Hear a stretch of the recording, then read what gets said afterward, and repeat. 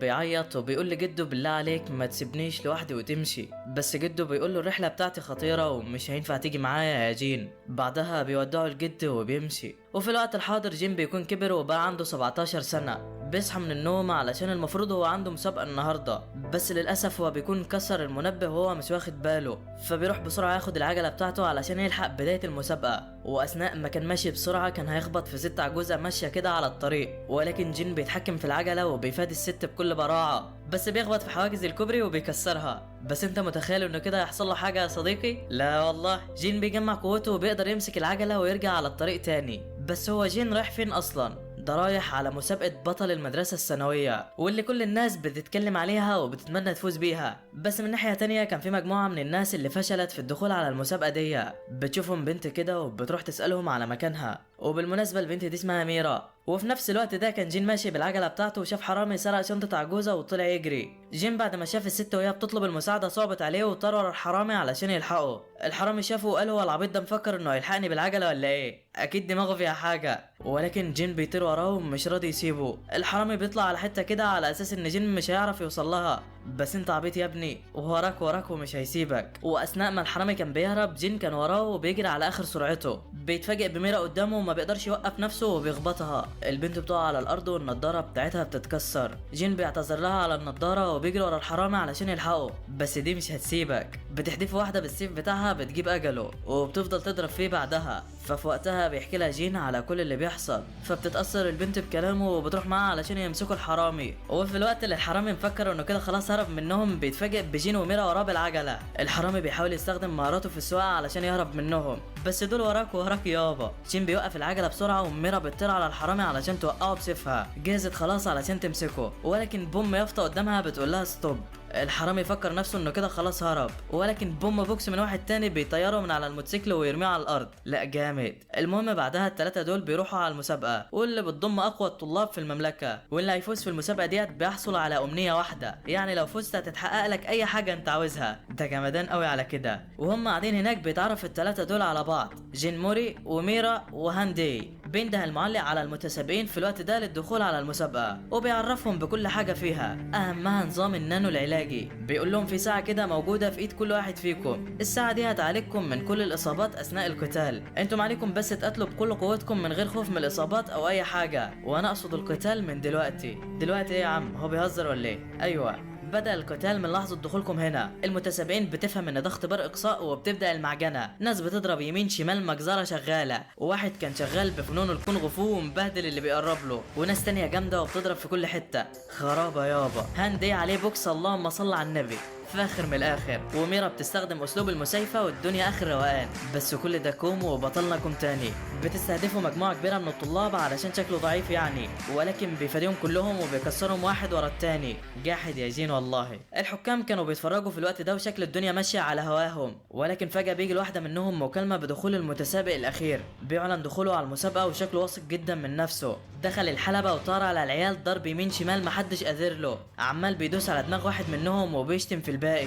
ميرا ما بتقدرش تستحمل اللي بيحصل وبتهجم عليه بسيفها. ميرا سريعه جدا وبتهجم عليه بكل قوتها، بس الواد بيفادي كل هجماتها وبيعاكس فيها. بيمسك سيفها كده ما بين رجليه وبيترخم عليها، مفكر انه كده محدش قده يعني. ولكن بوم بيتفاجئ بجيم من وراه ومنزل البنطلون بتاعه. بيقول له انت بتحب الحاجات اللطيفه ولا ايه يا ابو عمو؟ الراجل بيتعصب منه وبيحاول يضربه برجله، بس انت متخيل انه هيسيبه يا صديقي؟ لا والله، جين بيقدر انه يسيبه في رجله في اخر لحظه. بعدها بيقول له جين المفروض اقتلك انا كمان بجديه بقى، وبيطير عليه بكل قوته. عظمه على عظمه. بعدها بينتقل بين المشهد الى احدى المنظمات العسكريه، واللي بيتناقشوا في ظاهره حصلت على احدى الجزر. ولكن فجاه بيرن جرس الانذار وبيتضح وجود دخيل في المكان. بيدخل عليهم وبيعرفهم بنفسه، واسمه بارك موجين، وشكل الراجل ده وراه حاجه. المهم بنرجع بقى للمسابقه تاني، واللي بتكون خلصت. واللي حصل فيها كالاتي، ان جين لما هجم على المتسابق التاني ميرا راحت عليه وكسرت رقبته علشان تاخد سيفها، وهو دلوقتي بيتعالج من الاصابه وكده. بعدها واثناء ما الثلاثه دول مروحين بيبداوا يتعرفوا على بعض اكتر. بيسال كل واحد التاني عن سبب دخوله للمسابقه هنا.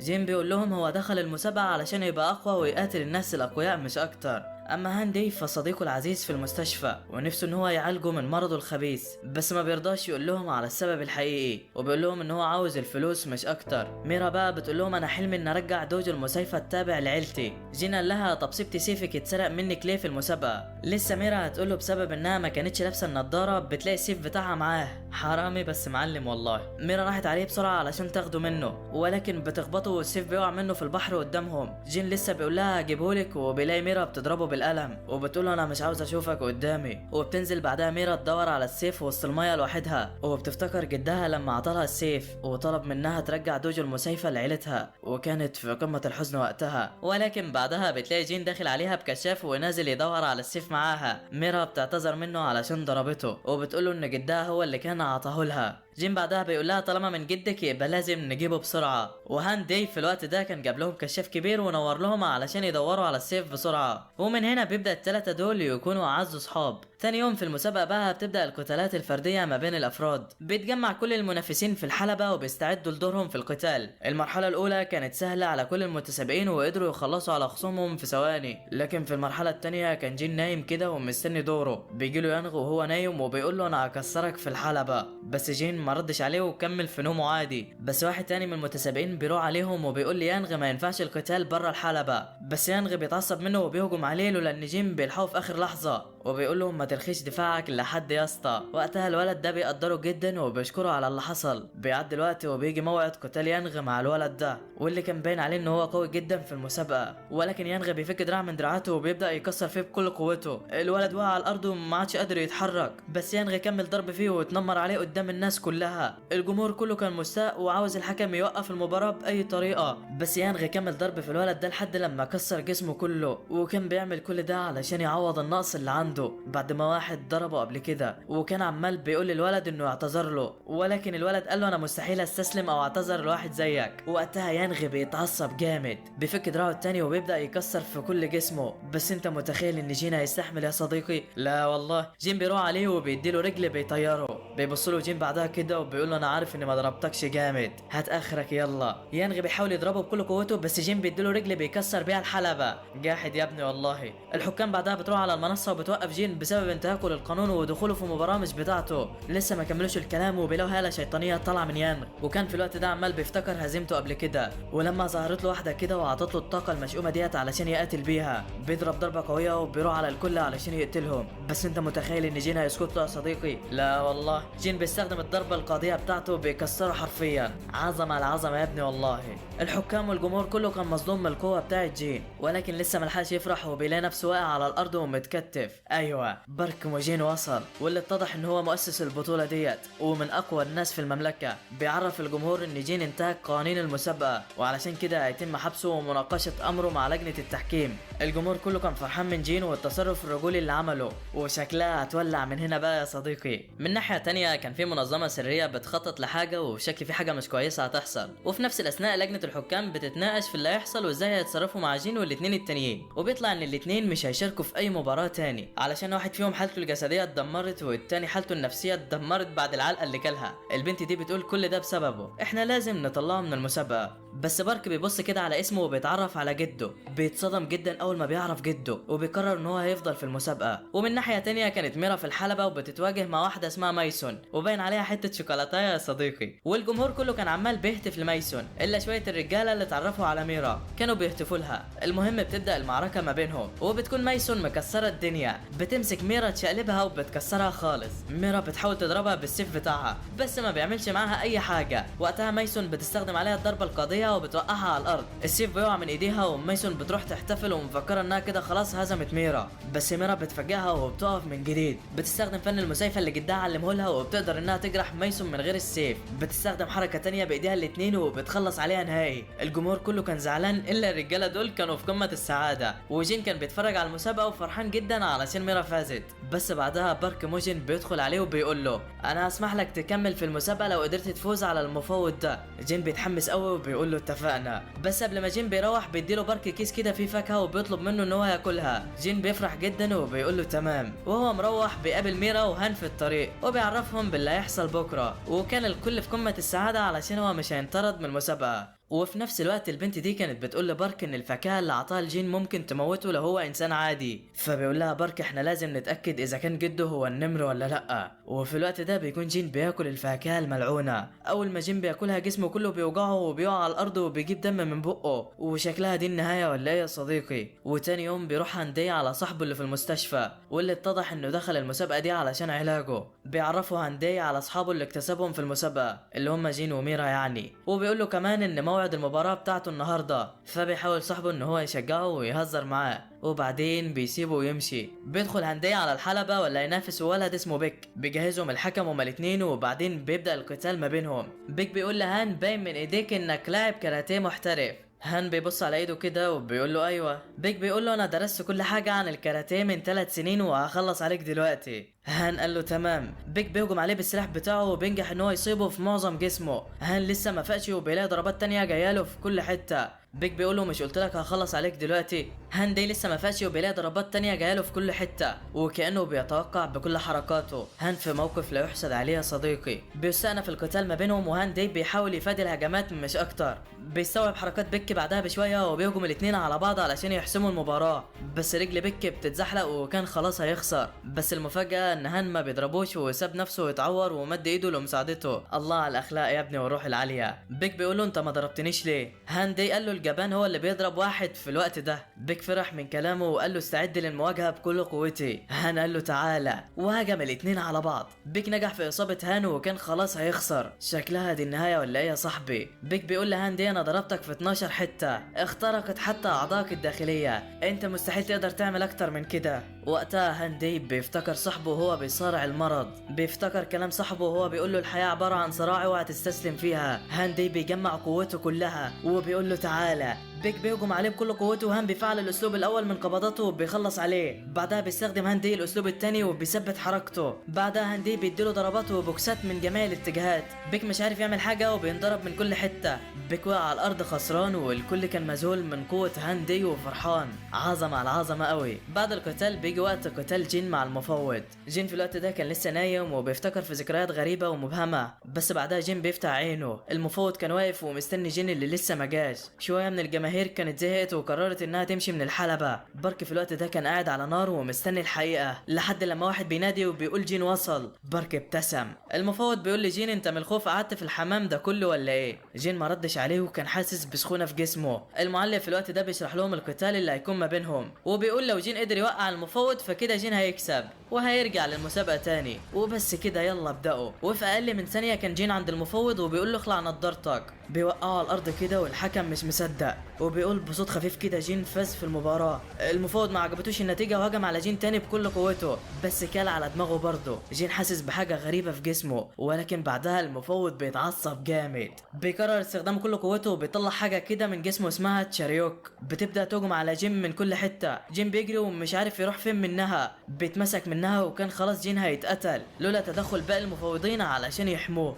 بارك موجين بيدخل على الحلبة معاهم وبيقول للمفوض الأخضر انت كده اتخصم منك 3 شهور راتب، اكيد انت عارف السبب. بعدها بيروح بارك على جين المغمى عليه وبيقول له كده اتحسم الامر، انت حفيدتي جين النمر الصغير، انا مستحيل اسيبك تروح من ايدي. وبعد استمرار فوز كل من جين وميرا ودي بينتقلوا للنصف النهائي. ميرا هتواجه دي وجين هيقاتل واحد تاني كده. وهما ماشيين في الطريق مع بعض فجأة بيشوفوا واحد كده وبيطير عليهم، بينزل من عربيته وبيقعد على ركبته وبيطلب الزواج من ميرا. الله هو في ايه؟ بعد كام يوم كده بتكون ميرا قاعده مع اختها الصغيره وبتنقي فستان الفرح بتاعها. هي وافقت على الجواز ولا ايه؟ بعدها بيظهر الراجل ده واللي راح لمكان تدريب ميرا، وده طبعا علشان يتقدم لها تاني بعد ما رفضته قدام جين ودي. ميرا بترفضه تاني وبتقول انا لسه صغيره، بس هو المره دي بيقول لها انا هرجع لك دوجو المسيفه بتاع عيلتك، انا الوحيد اللي هقدر اساعدك ترجعيه تاني، ده حتى انا اتعلمته علشانك يا شيخه. وقتها ميرا بتقتنع بكلامه وبتوافق على الجواز، بس عمها كان حاسس انها مش عاوزه تتجوز كده، اكيد بعد كل تعبها ده مش هتسيبه كله وتخلي واحد تاني يحقق لها حلمها. وعلشان كده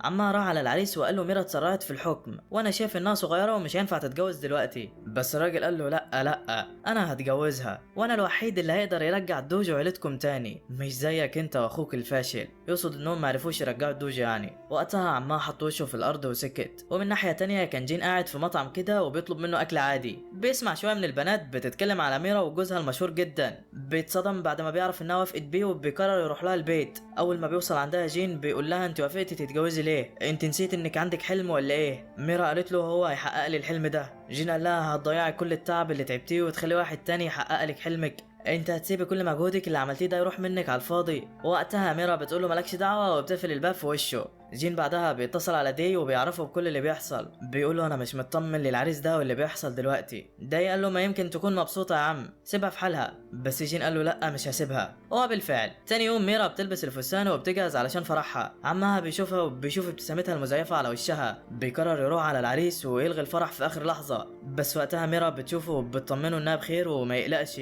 بتبص كده لعريسها وبتقول له انت عارف انا هتجوزك ليه صح؟ قال لها علشان ارجع لك الدوجو طبعا. ميرا قالت له بالظبط كده. وقتها اختها الصغيره بتعرف اللي بيحصل كله، بتعرف ان ميرا ما بتتجوزش الشخص اللي بتحبه، لا دي بس بتعمل كل ده علشان عيلتها. ولكن في هذه اللحظات بيظهر الاسطوره جين، بيقول لها الجوازه ديت مش عجباني، ما يلا نبوظها ولا ايه؟ بتقول له يلا، وبياخدها وبيوصلوا على المدخل. وكان الحراس واقفين وسادين المكان ومانعين اي حد ان هو يعدي. جين مش عاوز يضرب حد فيهم علشان هم بره المسابقه وما ينفعش يضربهم، بيحاول يعديهم ولكن ما بيعرفش. الحراس بدات تهجم عليه وتضربه من كل حته، بس بوم بيتفاجئ بدي قدامه، بيدي الواحد فيهم كده كتف بيوقع بيه كل الحراس اللي وراه، وبيقول له معلش دي زقه بسيطه. في الوقت ده كانت ميرا داخله على المسرح مع عمها وخلاص هيتجوزوا، وبنعرف ان العريس ده ما بيحبهاش، لا ده عاوز يتجوزها علشان طمعان في قوتها المخفيه واللي هي ذات نفسها ما تعرفهاش لسه. ولكن بوم في اللحظه دي اذا بجين ودي داخلين على الفرح. ده ايه العظمه دي يا ابني؟ العريس بيقول لهم والله خلصنا خلاص ومش عاوزين حد تاني. بيأمروا الحراس تجيب سيفه وبيهجم على الاتنين بكل قوته، ولكن دي بيمسك السيف بتاعه وبيخلي جين يروح هو يتكلم مع ميرا ويقنعها. بيروح عليها فعلا وبيقول لها انت بتعملي كل ده ليه؟ انت ما تعرفيش ان الحلم ملوش طعم لو انت ما حققتهوش بايدك؟ انت هتتخلي عن كل اللي عملتيه وتتجوزي دلوقتي؟ ميرا في الوقت ده بدأت تفتكر ذكريات حياتها وتخليها عن كل حاجه علشان بس تحقق حلم جدها. بتتأثر بكلام جين وبتبدأ تضرب فيها علشان تخبي وجعها، ولكن وقتها عمها بيتدخل وبينضرب هو مكانه. بيقول لها ما ينفعش تعذبي نفسك اكتر من كده يا ميرا. اختها هي كمان بتوافق على كلامهم. ميرا بتفتكر ذكريات جدها وهو بيقول لها حققي حلمك بطريقتك وبتجهش بالبكاء. ميرا اقتنعت وقررت ترفض الجوازه فعلا. بتروح على العريس بعدها وبتقول له انها اسفه بس هي مش هتتجوزه. العريس وقتها بدأ يضحك جامد، بيفعل طاقه مشؤومه زي اللي كانت عند المفروض وبيقول لها خلص عليكم دلوقتي. بيهجم على داي وجين بس ميرا بتاخد الضربه مكانهم.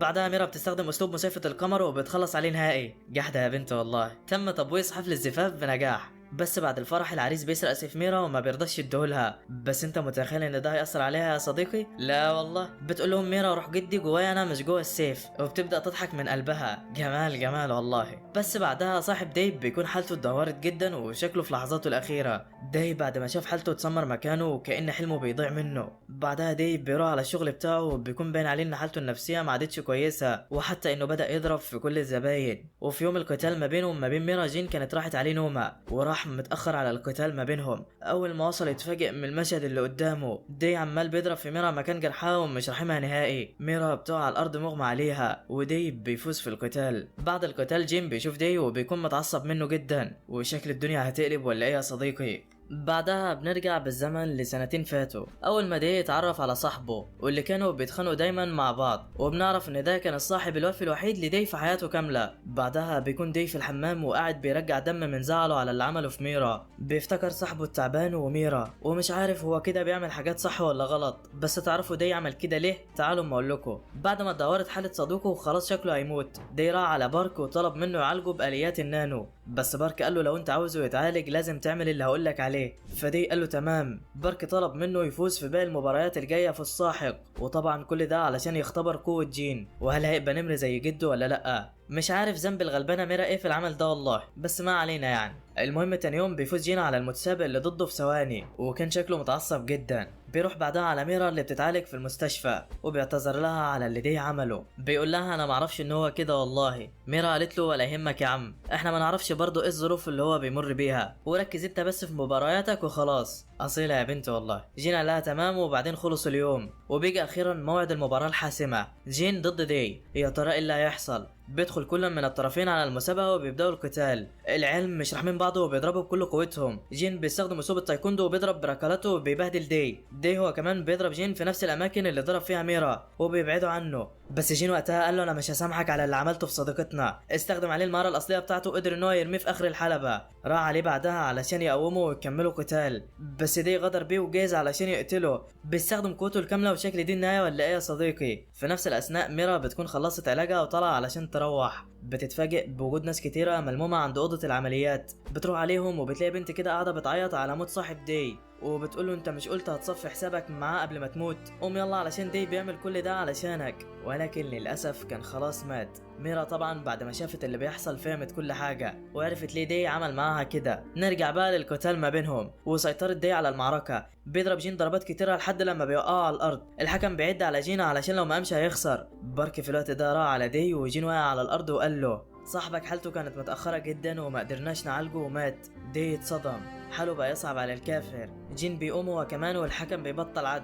بيجري على دي وبيضربه ضربات كتيرة في كل حتة. دي مش مستوعب اللي بيحصل وعمال بينضرب، بس ساب نفسه للضرب وكان خلاص هيخسر. ولكن بوم ميرا بتندى عليه بأعلى صوتها، بتقوله انت كنت اقوى ب 200 مرة وانت بتواجهني. بتقوله تعالى كده وبيروح لها. بتديله رسالة من صاحبه سايبها له ودي هو كمان بيقرأها. الحكم عمال بيقول لي جين قاتل بس هو مكفره في عيشته وعامل نفسه مش سامعه. دي بعد ما قرأ الرسالة استعاد عافيته ورجع على القتال وشكله هيخرب الدنيا. جين هو كمان اتحمس وقال له تعالى. بارك كان بيراقب في الوقت ده وبيقول يا ترى النمر هيظهر بقى ولا ايه. بيبدأ الاتنين في الهجوم على بعض بكل قوتهم. دي بيفتكر الرسالة بتاعت صاحبه في الوقت ده واللي مكتوب فيها. صاحبه بيقول له انا عرفت انك دخلت في مسابقة علشاني، بس شكل الاوان فات وهموت دلوقتي يا صاحبي. انا مش ندمان على حاجة ومش عاوزك انت كمان تندم على حاجة. قاتل لنفسك وبكل قوتك واوعى تخسر، واهم حاجة ثق في صحابك وما تخذلهمش.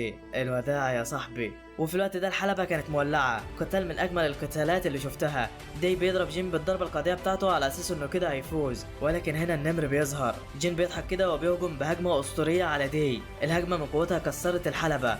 بعدها بيعلن الحكم فوز جين في المباراة وكان في قمة السعادة. بيروح على دي وبيقوموا علشان يمشوا. ميرايا كمان بتروح عليهم وبتشيلوا معاه. وهنا بيرجع التلاتة دول أعز أصحاب تاني، ولكن فجأة بيظهر أشخاص تانية كده شكلهم جامدين آخر حاجة. بس يا ترى بقى إيه اللي هيحصل بعد كده ومين الناس ديت؟ استنونا في بين المشهد إلى إحدى الغابات المظلمة. كان جد جين قاعد هناك كده ومحاط بعصابة النوكس. القائد بتاعهم بيدخل عليه كده وبيعرض عليه الانضمام معاهم. وبالمناسبة الجد ده اسمه تيجن وقتها بيرفض طلبه وبيقول له انضمامي ليكم ده في أحلامكم. القائد وقتها بيتحمس كده وبتبدأ معركة ما بينهم. من ناحية تانية كانت بطولة بطل المدرسة الثانوية بتشطب في المراحل التمهيدية بتاعتها وهيدخلوا في الجد من هنا. يعني كل اللي فات ده كان هزار؟ والله. بس هيتم اختيار 3 متسابقين من كل اقليم. الاقليم ده هيختاروا منه جين ودي علشان هما المركز الاول والثاني. اما الشخص الثالث فهو اللي هيفوز في المعركة دي واللي بتتنافس فيها ميرا ضد الشخص اللي جين خسره. بيحاول يتشقلب قدامها يمين شمال بس ميرا بتكسر عظمه بتفوز عليه. وبكده الثلاثي بتاعنا هينضم للتصفيات النهائية. من ناحية تانية بارك والمفوضين كانوا قاعدين بيبصوا على الناجحين في الاختبارات. بيشد انتباه بارك 2 كده من الطلاب وبيفرح جدا بوجودهم. بعدها بيتكلم عن حاجة كده اسمها المفتاح. بيقول ان المفتاح ده لازم يظهر في الاختبارات الاخيرة واحتمال كبير عصابة النوكس تظهر وتبوظ كل حاجة. انا لازم استدعي الستة دلوقتي. انا عارف انك مش فاهم يعني ايه مفتاح ولا ستة يا صديقي، بس واحدة واحدة هتفهم كل حاجة. المهم جين وميرا وديب بيكونوا ماشيين كده في طريقهم للبيت. بيشوفوا واحد عجوز كده وبيركز مع جين بالذات. بيعدي كده من جنبه وبعدها بيختفي وشكل العجوز ده وراه حوار. المهم الراجل ده بيروح على بارك موجين وبيقابله واللي اتضح ان ده واحد من الستة اللي بارك كان يقصدهم واسمه الطبيب الالهي. بيقول لبارك بعدها انه شاف جين وهو جاي هنا. انا سمعت انك اكلته الفاكهة الملعونة وما حصلوش حاجة، انا هخليه تلميذ عندي.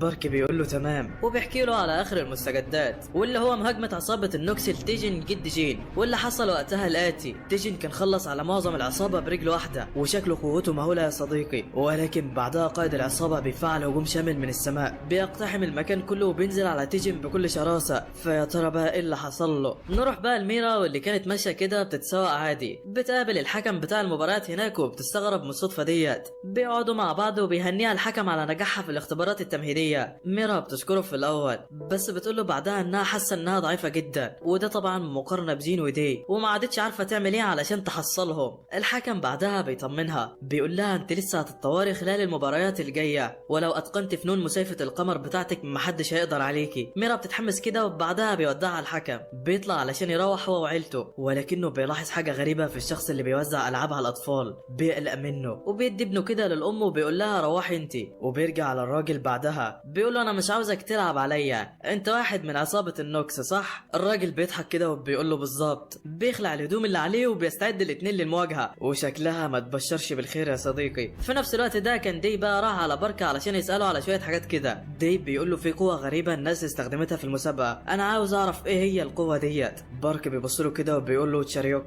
دي بيقول له ايه تشاريوك دي؟ انا مش فاهم حاجه. بارك بيحكي له عنها، بيقول له القوه ديت ما بتكونش عند اي حد كده، احتماليه ظهورها اقل من 1%، بس القوه ديت باختصار بتعطيك الصلاحيه تستخدم او تستدعي وحوش من عالم تاني، وهتخليك تكسر اللي قدامك. وعلى فكره معظم الخصوم اللي هتقابلوها في التصفيات اللي جايه هيكونوا بيستخدموا التشاريوك ديت. يا حلاوه، يعني اللي جاي مرار طافح من الاخر. من ناحيه تانية بقى كان جين بيحاول يدرب جسمه علشان يستعد للمسابقه، بس كان قاعد بيلعب ولا بيتدرب ولا اي نيله. بيشوف بالونه كده متعلقه في شجره وبيروح علشان يجيبها لصاحبها. فرع الشجره اللي قاعد عليه بيتكسر، ولكن هوب جين بيلف نفسه بسرعه وبيلحق البالونه، بس كعبه بيوجعه بيكون اتلوى من الخبطه. ولكن مره واحده العجوز بيحط حاجه كده في رجله، وجين بيتصدم منه وبيبعد عنه. بيحرك رجليه كده وبيلاقيها رجعت لطبيعتها، وشكل العجوز ده جاي هنا علشان يدربه. من ناحيه تانية بقى كان في اتنين من المتسابقين واقفين مع بعض كده، وشكل في عداوه قديمه ما بينهم. واحد فيهم طيب وشخصيته محترمه واسمه إلبو، اما الشخص التاني فمشهور بالعنف ويدعى تك. المهم بعدين بيستعد كل من له علاقه بالمسابقه وبيجهزوا لبدء المعارك القادمه. الستة هم كمان كانوا بدأوا في التحرك استعدادا لغزو العصابه او اي حاجه يعني. تمر الايام وبيجي اخيرا موعد البطوله النهائيه، لكن الحكم القديم ما بيكونش موجود وتم استبداله بواحد تاني، واتضح انه تم القضاء عليه بواسطه عضو النوكس اللي كان بيقتله. نفس الشخص ده بيروح على المفوض كيو بعدها وبيطعنه في بطنه، وشكلها ما تبشرش بالخير يا صديقي. المباراه الاولى بقى في الوقت ده بتعلن وفيها هينافس فريق جين ضد الفريق ده، فيا ترى ايه اللي هيحصل؟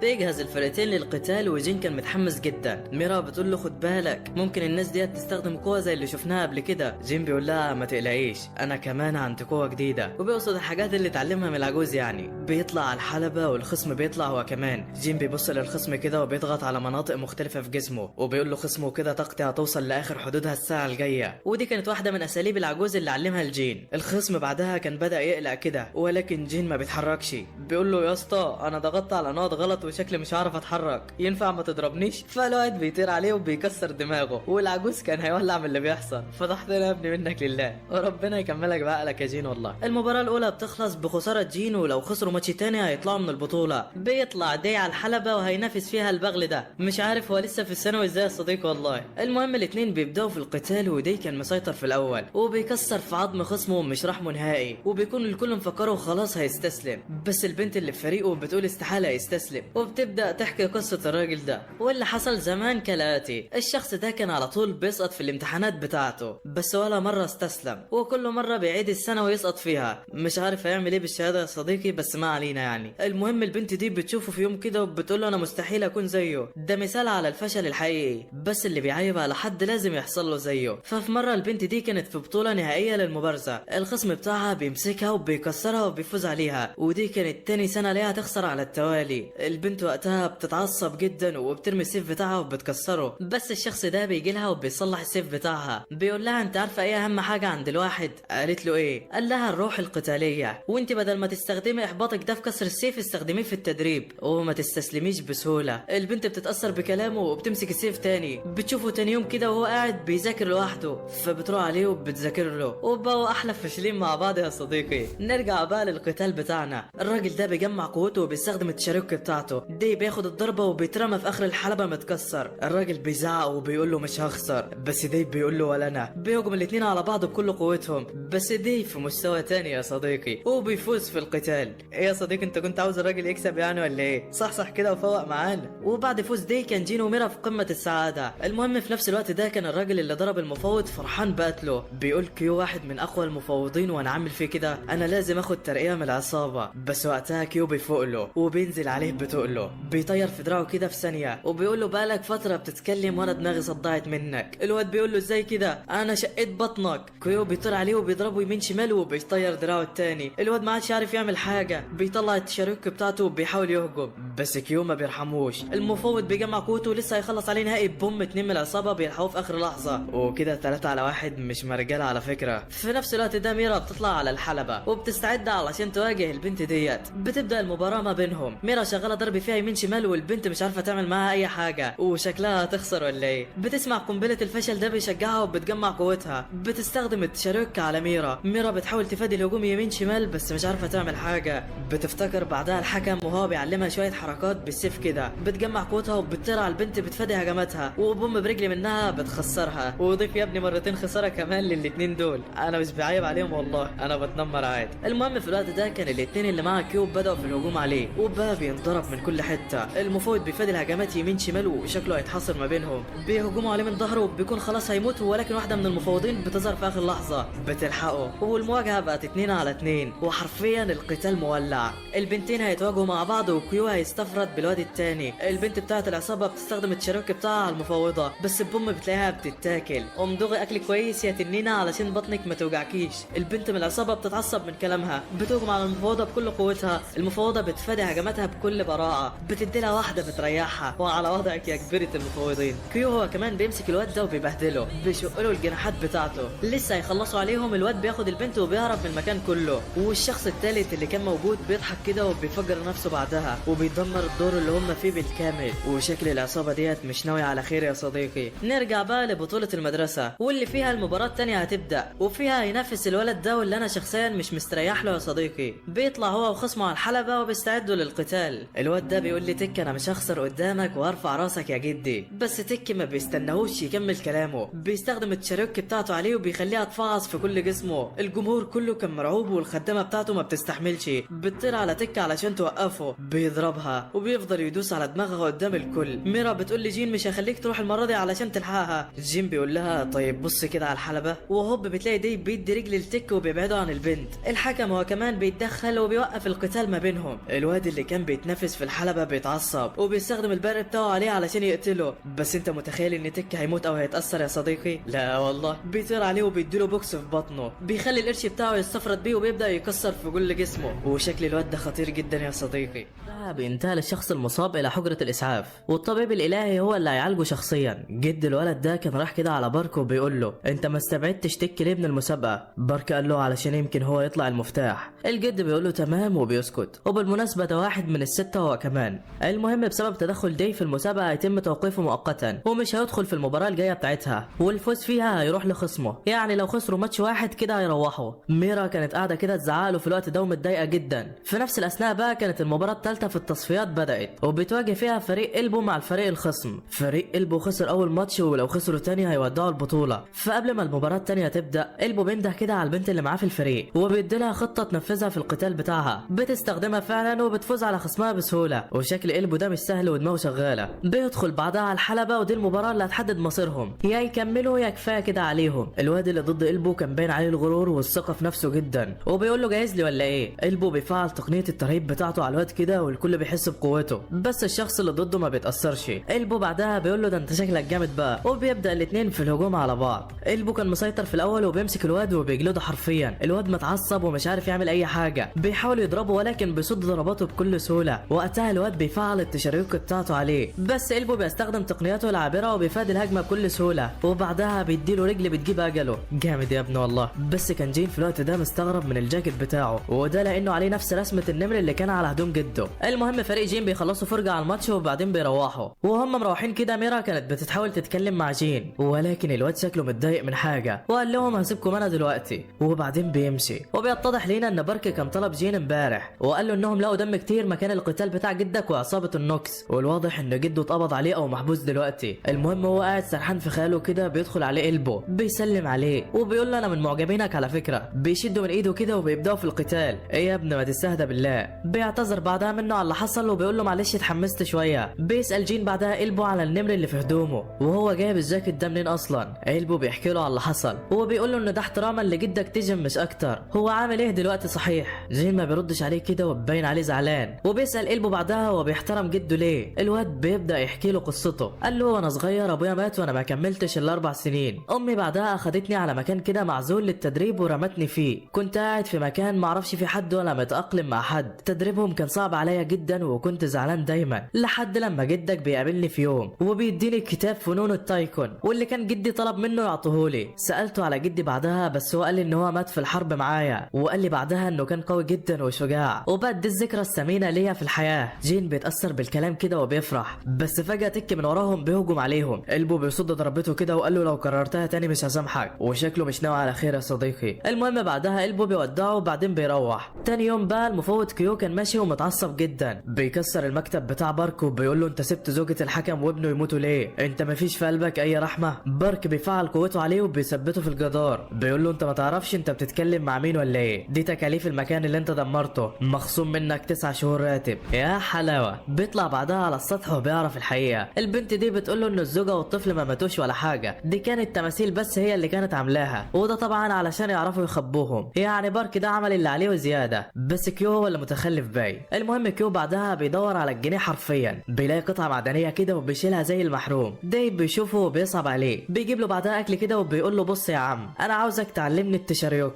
وانا في المقابل كل يوم هجيب لك اكل وهروق عليك. كيو قال له تمام بس انت عاوز تتعلمها ليه؟ دي قال له علشان صديقي في مشكله وانا عاوز اكون جنبه واساعده، ويقصد جين بالكلام. كيو قال له تمام واتفقوا يعلمه. وفي نفس الوقت بقى عصابه النوكس كانت بتعمل اجتماعها استعدادا لغزو البطوله والحصول على المفتاح، وشكل الدنيا هتولع على صديقي. جين بقى كان قاعد في بيته كده وزعلان جدا على جده، ولكن مش عارف يعمل اي حاجه. بيفتكر اخر يوم كان فيه معاه يوم عيد ميلاده السادس، بيصوروا الصوره ديت وبيقول له هيجي يوم وتحتفل بعيد ميلادك مع اصحابك، وبعدين بيسيبه يمشي. جين كان النهارده تم 17 سنه وكان قاعد زعلان جدا، بس لسه ما كملش الكلمه وبيلاقي ميرا وديب بيحتفلوا بيه. هم عرفوا عيد ميلاده ازاي؟ بيقولوا له الساعه ديت بعتت لنا رساله بعيد ميلادك واتفقنا انا ودي وجينا علشان نحتفل بيه، وكانوا جايبين اكل وهدايا كتير ليه. وجين وقتها بيفك كده وبيرجع لطبيعته شويه. بس تاني يوم بقى وفي ميعاد البطوله بتاعتهم واحد بيخبط على جين كده وبيسيب له رساله بره. جين بيفتح الظرف كده وبيلاقي صوره لجده متقيد فيها ومكتوب عليها العنوان اللي هو فيه، وشكلها هتولع دلوقتي.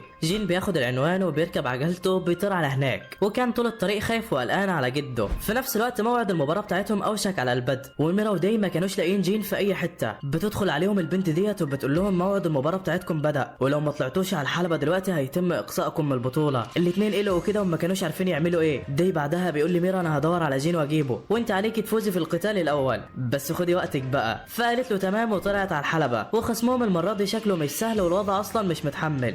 في نفس الوقت جين بيوصل على عنوان الرساله كده وبيدخل، بيلاقي باب كده بيفتحه، بيبص قدامه بيلاقي جده دراعه مقطوع ومتكلبش بسلاسل المغمى عليه قدامه. جين بيترعب، بيجري على جده وبيحاول يصحي فيه باي طريقه، بس فجاه بيسمع صوت جده بيضحك، رقبته بتلف 180 درجه وهوب انفجار في جين بيدمر المكان بالكامل. في نفس الاثناء المعركه بتاعت ميرا بتكون بدات وهتتواجه مع الشخص المقرف ده واسمه مارين. بالمناسبه الحكم بيعلن بدايه القتال وبيبداوا فعلا. ميرا بتطير عليه ضرب من اولها وما بترحموش.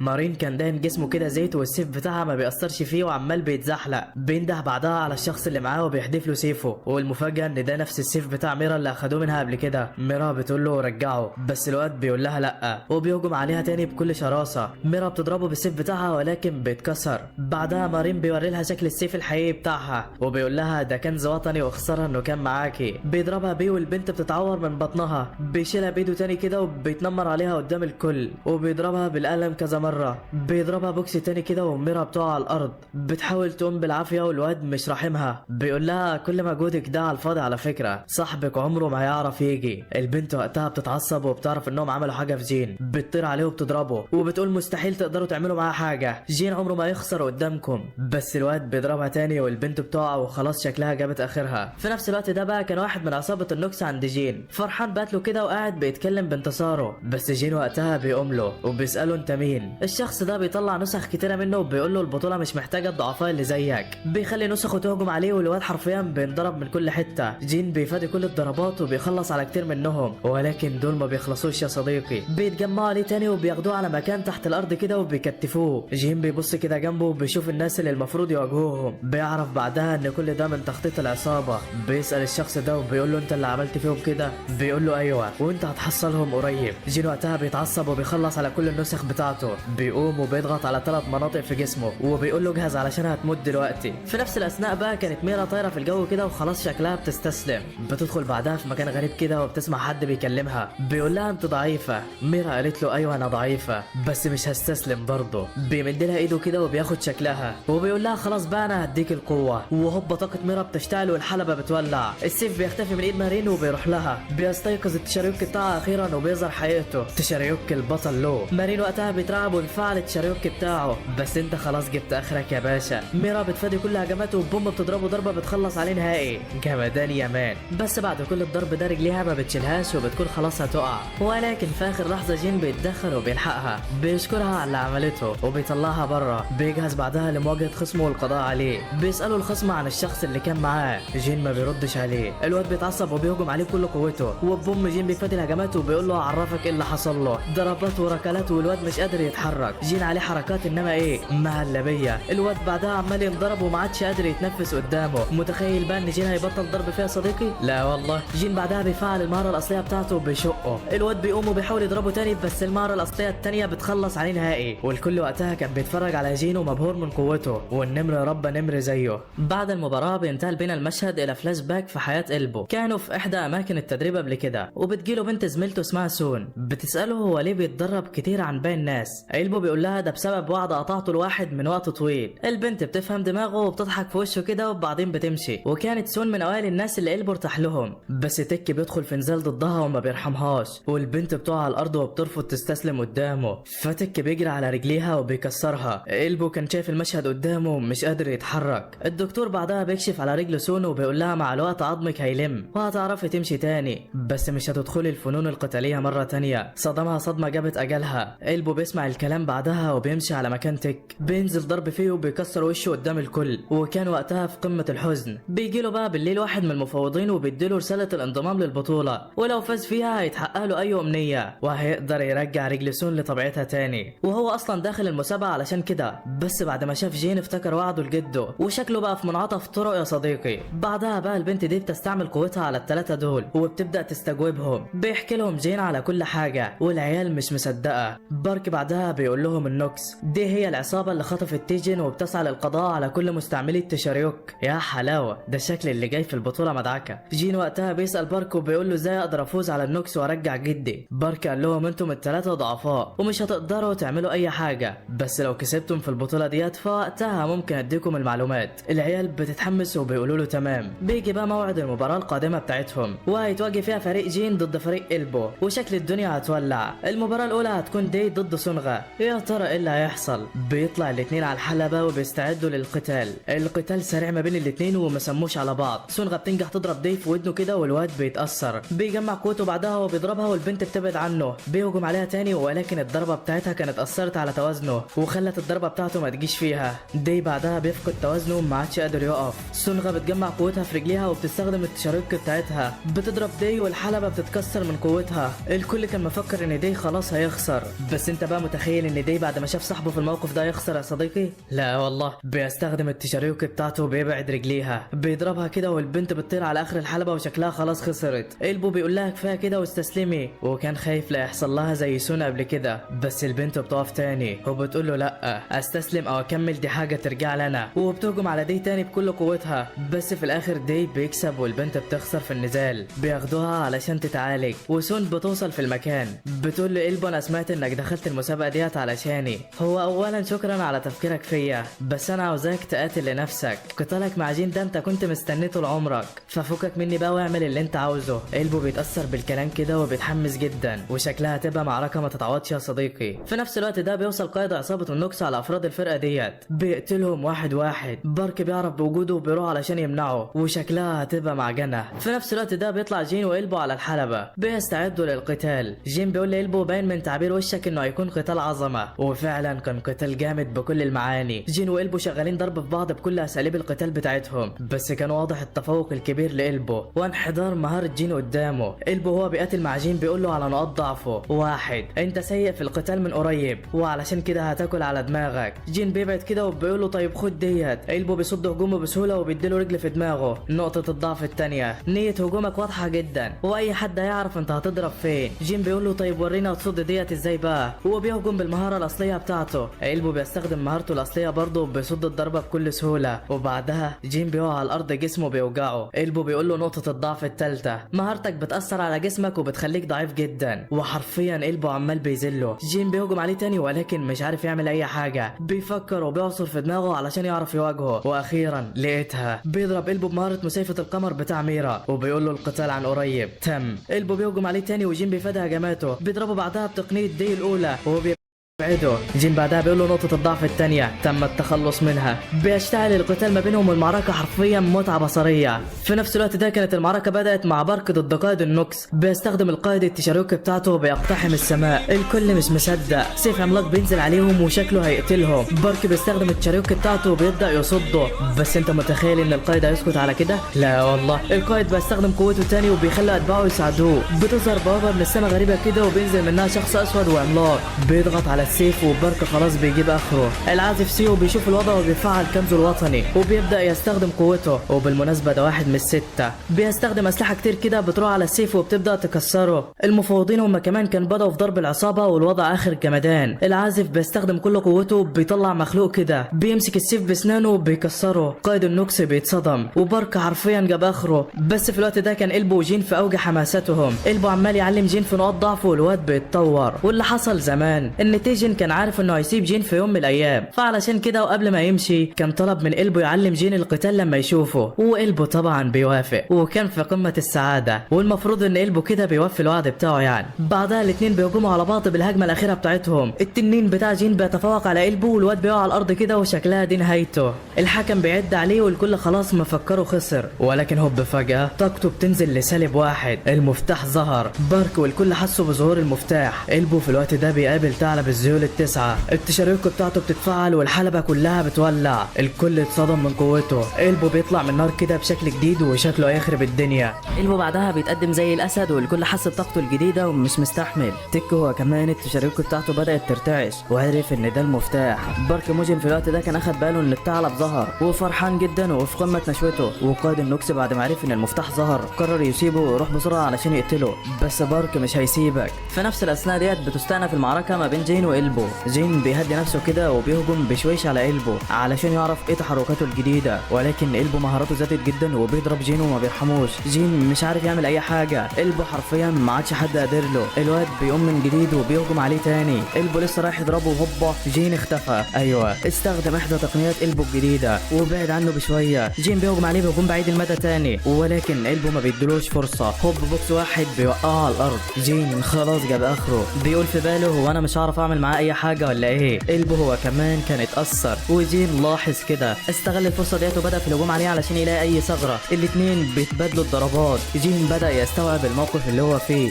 بيقول أنا كده فهمت اللعبة، أنت ما بقيتش شخص تاني، لأ بالعكس أنت قوتك زادت بس، وطالما كده فأنا عندي الحل. ميرا ودي اتصدموا منه، هو لسه ما استسلمش ولا إيه؟ الاتنين بعدها بيسترجعوا كل ذكرياتهم في الهجوم الجاي، بيهجموا بأقصى طاقتهم. الوضع حرفيا بقى جمدان. قلبه بعدها بيجمع كل طاقته وبيقول له يلا علشان ننهي المعركة. بيهجم على جين بيها، خلاص حس بالانتصار عليه، ولكن فجأة ذكريات غريبة ومبهمة بترجع لجين. الجو قلب أبيض، كل الهجمات بتختفي، الجمهور والكل بيتفرج ومحدش فاهم اللي بيحصل.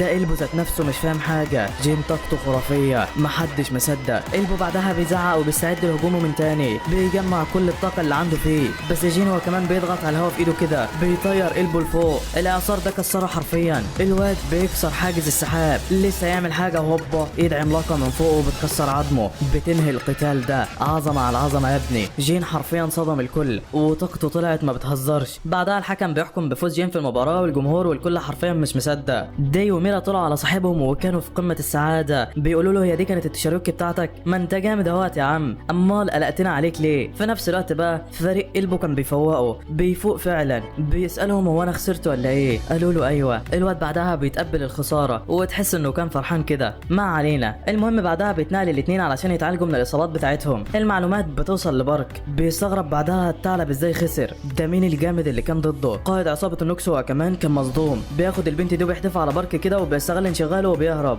ده شكل الموضوع لسه هيبدا ولا ايه؟ في نفس الاثناء ديت كان الكل بدا في الاحتفال بالنصر العظيم ده وكانوا في قمة السعادة. قلبه هو كمان كان اتعالج واصحابه كانوا جنبه عمالين يهزروا معاه. بيروح له بعد شوية جين كده وبيديله حاجة ساقعة، بيطمن عليه وواضح انهم كلهم بقوا قريبين لبعض، والخساره والمكسب ما فرقش معاهم. بعدها اصحاب إلبو بيطلعوا علشان يشتروا حاجات من بره، وجين بيتكلم هو وإلبو لوحدهم، بيحكي له بعدها عن جده وايه اللي حصل له من عصابه النوكس. بيعرفوا بعدها انه لازم يفوز علشان يحرر جده منهم. إلبو بيفهم سبب عزيمته وبيقول له ماله يا عم، محدش هيقدر ينقذه غيرك انت اصلا، والدنيا بقت تمام معاهم. ولكن واثناء الليل الواد ده التشاريوك بتاعته لمسته، اصبح عقله مزعزع وطلع من اوضته. الخدامه بتاعته بتلاحظ الوضع ده وبتترعب جدا. الواد في الوقت ده بيقابل تك في طريقه، بيبدا يقتله. تك بيحاول يفادي هجماته، بس المره دي طاقه الواد ده عاليه جدا وتك مش قادر عليه. الخدامه في الوقت ده بتوصل على المكان، بتشتت انتباه الولد ده. تك بيستغل الفرصه ديت وبيكتفها، بيقربها منه.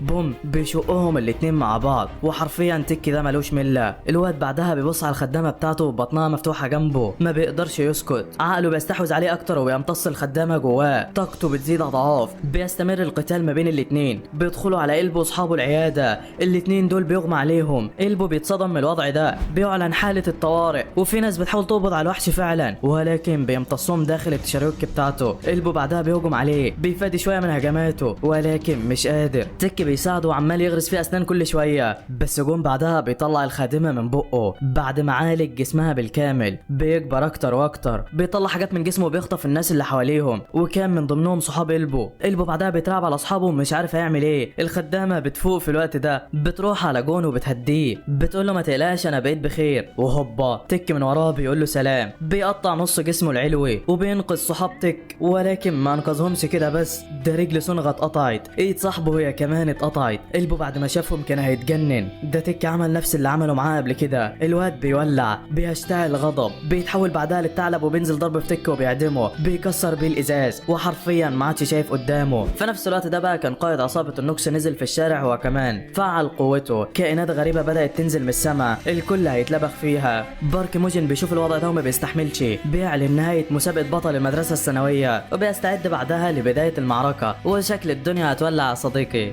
في نفس الاثناء ديت كان جين وميرا وداي واقفين بيتفرجوا على اللي بيحصل ده، محدش فاهم حاجه. قائد عصابه النوكس هو كمان استخدم قوته، فعل بوابه كبيره في السماء، نزل منها وحش اسود ضخم جدا. الوحش ده بيتغير شكله تاني وبيبقى عامل كده. ده ايه الرعب ده؟ في نفس الاثناء ديت كانت الخدامه لسه زعلانه علشان الواد ده مات، عماله بتعيط جدا. جد الواد ده بيشوفهم هما الاتنين وبيعرف كل اللي حصل، بيتوعد لتك وعصابه النوكس وبيقول مش هرحمهم. وبالمناسبه جده ده جامد جدا يا صديقي. المهم في الاثناء ديت كان تك عمال بيفتكر احداث حياته، بيفتكر لما امه اتخلت عنه وعطته لواحد غني بيؤمن بس بالقدرات مش اكتر. العجوز ده ربى تك على الحقد وعلى التفكير في الفوز وبس. تك بيكبر فعلا، بياخد قوه من عصابه النوكس، بيستغلها احسن استغلال، بيقتل العجوز ده وبيستولي على ممتلكاته. بيقول له بعدها ما تقلقش انا مش هخسر تاني. بيفتكر بعدها إلبو لما ضربوه قبل كده، طاقته بتولع هي كمان، بيطلع مخلوقات غريبه منه وبدا الضرب فيه. الوضع حرفيا بقى مجزره، الوحوش بتهجم على إلبو بكل شراسه، الواد بيصدها. بيفتكر بعدها جروح صحابه، احلامهم اللي تك دمرها، بيتعصب جامد، بينزل ضرب في الوحوش ديت وما بيرحمهمش، واحد ورا التاني بيكسرهم. إلبو وحش بحقه حقيقي. جين وميرا وديه في الوقت ده كانوا وصلوا على مكان القتال، شافوا ايه اللي بيحصل. تك عمال بيتجلد من إلبو، حرفيا الواد مش سايبه، بيحدفه هنا، بيطير وراه هنا، بالبوكس مش هيسيبك. تك في الوقت ده كان عمال بينضرب زي ما انضرب قبل كده، بيتعصب جامد، بيفتكر كلام العجوز اللي رباه لما قال له انت لازم ما تكونش فاشل، لازم تفضل تكسب. بيتعصب اكتر، بيفعل التشاريوك بتاعته وبيندمج فيها، بيطلع وحش بياكل قلبه وبيمتص طاقته، بيفصل المفتاح عن جسمه. حرفيا الكل اتصدم، باركو والكل حسب طاقته المفتاح ومش مصدقين اللي حصل. تك هو كمان بيستغل الموقف ده، بيحاول ياخد المفتاح علشان يمتص قوته، ولكن بوم بيتفاجئ بوحش هجم عليه. الوحش ده واحد من الستة بيضربه، بيطير المفتاح منه، ولكن وحوش تانية بتهجم عليهم وبتمنعهم ياخدوه. العجوز ده بيروح يضربهم وبيحاول يساعد صاحبه علشان ياخد المفتاح، ولكن بوم قائد عصابة النوكس بيطيره. بعدها المفتاح بيوصل له، كان فرحان جدا لسه يندمج معاه، وبوم رجل من جين كسرت دماغه. جين هو اللي اخد المفتاح. بعدها الوحش ده بيطلع راس تانية منه، طاقته زادت جدا. بارك موجن جاب اخر تحمله وشكلهم خلاص هيخسروا. في الوقت ده كان رئيس منظمة FBI بيراقب كل حاجة. بعد ما بيشوف الوضع ده بيقرر تدمير المدينة بالناس اللي فيها، من اجل القضاء على عصابة النوكس. البنت دي بتعرف باللي حصل، بتبلغ بارك بيه. الواد بعدها بيعرف ان في صواريخ جايه ناحيتهم، بيقرر يدخل الاطفال في حاجز تبعه ويحميهم من الهجوم ده. بالفعل الكل دخل جوه مكان غريب جدا، محدش فيهم فاهم ايه اللي حصل. داي وميرا كانوا موجودين مع الناس دول، واللي بيترجوهم يلحقوا قلبه. بيغمى عليهم من التعب بعدها، وداي بيفعل التشاريوكي بتاعته عليهم علشان تعالجهم. في نفس الوقت ده كان جين وصل على مكان قلبه ولقاه بينزف دم من كل حته، بيضغط على كام منطقه في جسمه كده بعدها وبيوقف النزيف بتاعه. الواد بيفوق هو كمان، وجين بيديله المفتاح بتاعه، بيقوله انا مش عارف ايه ده ولا ايه لازمته اصلا، بس ده كان موجود جواك. قلبه قال له ايوه انا مش عارف ده كان جوايا ليه، ولكن موجود في طاقه جباره، خده معاك واحميه من تك يا جين. فالواد قال له تمام. في نفس الوقت ده كان تك وصل على مكان داي وميرا وبيسالهم على المفتاح. العيال مش عارفه مكانه ومستغربين من تحوله ده، بيحاولوا يهربوا منه،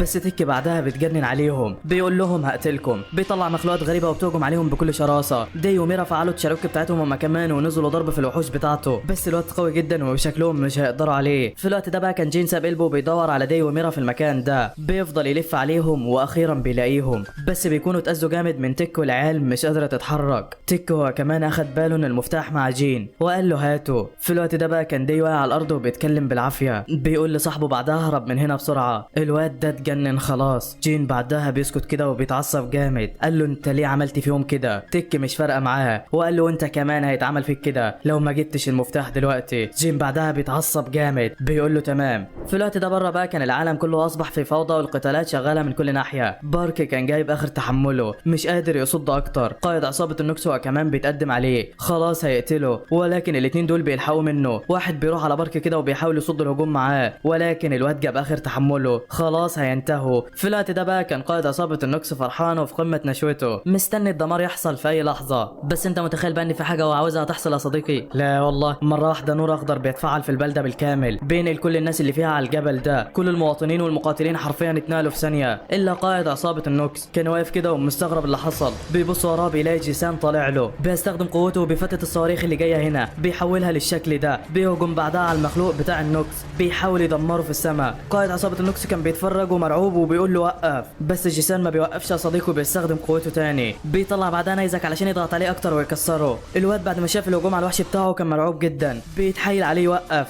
بس العجوز بيقول له في احلامك انا هنتقم لحفيدي واخدك معايا للهلاك. وبوم بعدها الحاجز بتاع المخلوق بيتكسر، بوم انفجار تاني مدمر بيكسر كل المنطقه اللي هم فيها، بينسفها حرفيا. كل اللي واقف كان شاف الانفجارات ديت ومحدش كان مصدق اللي حصل. في نفس الاثناء ديت كان تك هجم على جين بكل شراسه، بس الهجوم ده سحبهم من هناك وطلعهم على المدينه تاني. بيبصوا بعدها على كل اللي حواليهم وبيتصدموا، هو ايه اللي حصل هنا؟ بيشوفوا بعدها العجوز وهو بيقع على الارض بعد ما طاقته انتهت. قائد عصابه النوكس هو كمان كان جاب اخر تحمله. جين كان لسه رايح عليهم، فهوبا راح تك ماسكه، قال له كفايه عليك كده، اخد المفتاح منه، اكله، الطاقه بتاعته راحت له، وفجاه جسمه بدا يتغير وعمال بيطلع له حاجات غريبه بقى بالشكل ده. ده ايه الرعب ده؟ بيبص لهم باستصغار بعدها كده وبيقول لهم كلكم هتموتوا. في الاثناء ديت كان بارك موجن واللي معاه بيحللوا الوضع وبيستنتجوا اللي هيحصل، بيقولوا ان كده جيسان انتهى وقائد عصابه النوكس هو كمان انتهى، ما عادش في الحلبه غير الاطفال بس. يا ترى ايه اللي هيحصل؟ في الوقت ده بقى ميرا وداي كانوا حسوا بطاقه تك الجباره وقرروا يهربوا من المكان بسرعه، بس الواد بيغفلهم، بيمسك ميرا وبيكسر عظمها. داي بيحاول يلحقها منه ولكن اكل على دماغه برضه. تك ما بيهزرش، شغال ضرب في كل اللي واقف ومحدش قادر يصد قصاده. جين بيجمع طاقته من وراه، لسه هيضربه وبوم تك مسكه، قال له مجهودك ده من غير اي فايده، اللي مش هيسمع كلامي هيموت دلوقتي، انت اخرك فاضي يالا. جين وهو بيسمع الكلام ده كان متعصب جامد، بيفتكر اذيته لاصحابه واصحاب قلبه مع بعض، بيتعصب اكتر، بيجمع قوته وبوم بيفك نفسه، بيضغط بعدها على نقاط القوه في جسمه، بيقول له انا هعرفك مقامك، بيهجم بعدها عليه بكل شراسه. جين طاقته زادت جدا وشغال ضرب في تك ومش مديله فرصه يريح. دي وميرا هما كمان اتشجعوا ونزلوا ضرب فيه معاه، الثلاثه شغالين ضرب من كل ناحيه.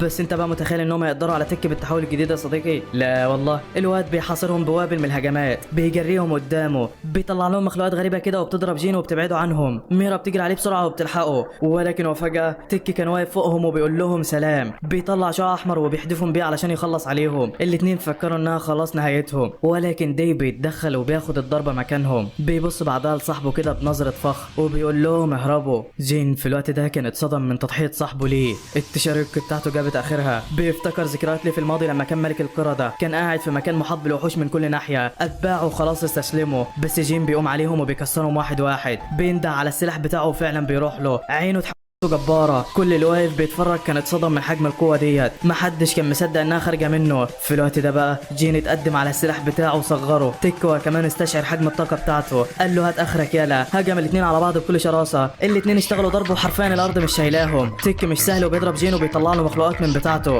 بس جين ما بيسيبهاش برضه، بينزل ضرب فيهم واحد ورا التاني، بيكسر عظمهم. بيطير بعدها على تيك وبيشتغل ضرب فيه من تاني. الكل كان بيتفرج ومحدش مصدق اللي عينه شايفاه. في الوقت ده كان تيك اتحكم على جين وبقى ماشي يجرجره في الارض تحته. جين وهو بينضرب كان متعصب منه جامد، قال له مش قلت لك هعلمك الادب يالا. بوم بستخدم سلاحه وبيطيره. من سرعه تمدد السلاح تيك مش عارف يعمل اي حاجه وشغال يطير مش اكتر. جين هو كمان بيجري على السلاح بتاعه، بيقول له اجهز يالا. بيجمع قوته على اخره. بوم بيديله بوكس بيطيره وبيقول له دي علشان دي صاحبي. تيك لسه ما فاش. بوم التاني علشان ميرا، التالتة علشان قلبه واصحابه، الرابعه علشانك يا صديقي، الخامسه بوم. لا كفايه بقى صديقي يا روايه ولا ايه؟ تيك في الوقت ده خلاص هيعملها على نفسه، بيقع بعدها على الارض مهزوم. بيفتكر قلبه لما ضربه قبل كده، بيتعصب على اخره، بيحاول يستخدم كل قوته علشان ينهي جين ويخلص عليه. بس جين بيفوق له، بيستخدم الرعد بتاعه وبينزل عليه بتقله، بيضربه مره التانيه هوب تيك خلاص بيتعدم. جين كسر عظمه، الكل حرفيا ما كانش مصدق ده ايه العظمه ديت. بيروحوا بعدها على جين علشان يحيوه، وجين في الوقت ده كان يستخدم جزء كبير من طاقته، ما عادش قادر يقف، بيقع عليهم كده.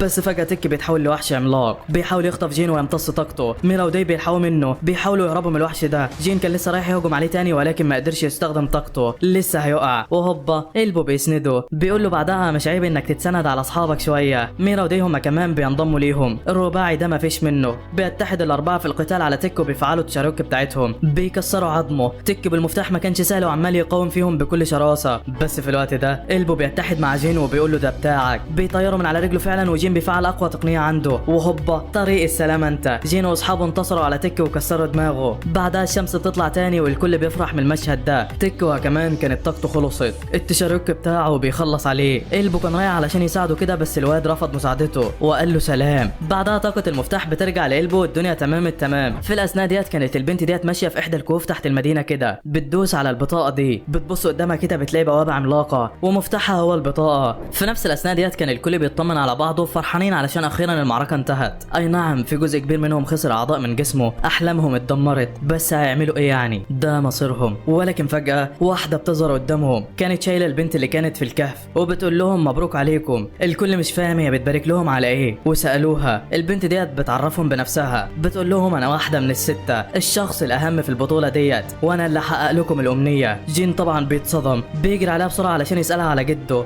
بس بيفتكر ان الفوز مش بتاعه لوحده ولازم ياخد راي داي وميرا الاول. الاتنين بيسيبوا له الطلب وبيقولوا له اتمنى اللي انت عاوزه يا عم، احنا كنا عاوزين نساعدك مش اكتر. في الوقت ده جين كان نفسه يلاقي جده او يعرف عنه اي حاجه، ولكن بامنيته دي هيسيب كل الناس المصابه ديت واحلامهم تتدمر ويكسب هو لوحده. ما بيرضاش طبعا يتمنى حاجه لجده، وبيتمنى الشفاء لكل اللي اتصاب في المعركه ديت.